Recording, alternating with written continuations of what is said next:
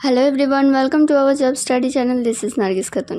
আজকে আমরা যে বিষয়টা জেনে নেব, বিষয়টা হলো কে কাকে শপথ বাক্য পাঠ করান। এটা একটা ইম্পর্ট্যান্ট বিষয়। এই বিষয়টা থেকে কিন্তু কোশ্চেন আসে। তো চলো আজকে আমরা শুরু করি, দেখি।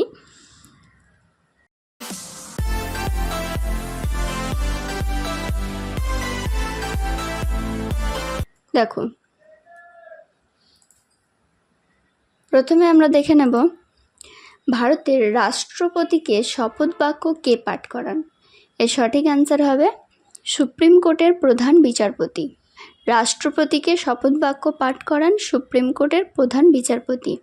নেক্সট, ভারতের উপরাষ্ট্রপতিকে শপথ বাক্য কে পাঠ করান। রাইট অ্যান্সার হবে রাষ্ট্রপতি। নেক্সট, ভারতের প্রধানমন্ত্রীকে শপথ বাক্য কে পাঠ করান। রাইট অ্যান্সার হবে রাষ্ট্রপতি। নেক্সট, ভারতের অন্যান্য মন্ত্রীদের শপথ বাক্য কে পাঠ করান। এর সঠিক উত্তর হবে রাষ্ট্রপতি। নেক্সট, ভারতের রাজ্যপালকে শপথ বাক্য কে পাঠ করান। রাইট অ্যান্সার হবে হাইকোর্টের প্রধান বিচারপতি। নেক্সট, ভারতের মুখ্যমন্ত্রীকে শপথ বাক্য কে পাঠ করান।